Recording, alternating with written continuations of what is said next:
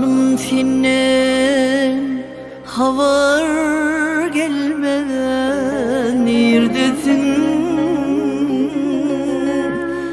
Dönmedin sen bilmen haysi yerdesin.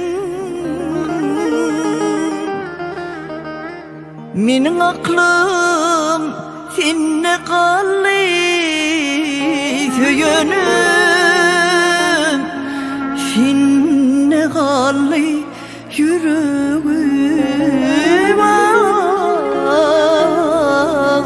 senne sollu yüreğim. Bilmem kime bakar gözlerim, bilmem kimi tutar ellerim, bilmem kime söyler dillerim, seninle kallı yüreğim, seninle sollu yüreğim.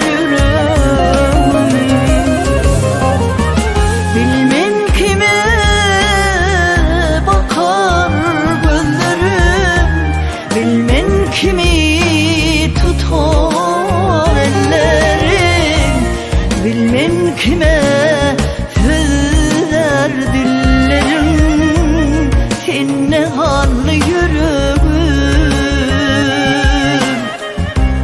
seninle sollu yüreğim.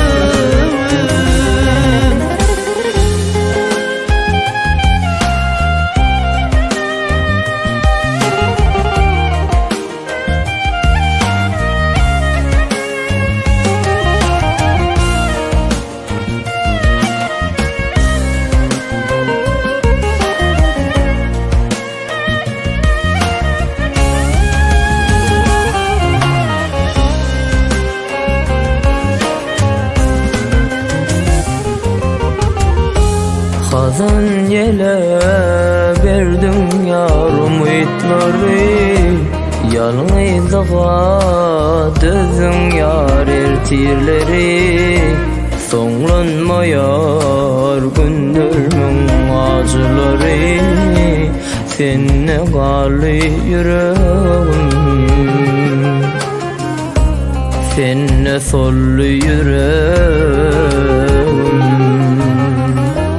Bilmem kime bakar gözlerim, bilmem kimi tutar ellerim, bilmem kime söyler dillerim, seninle kallı yüreğim, seninle sollu yüreğim.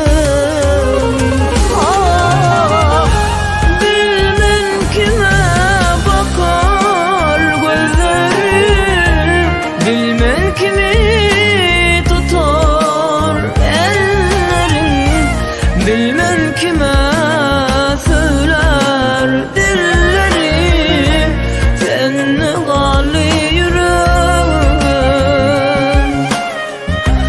seninle sollu yüreğim, seninle kallı yüreğim,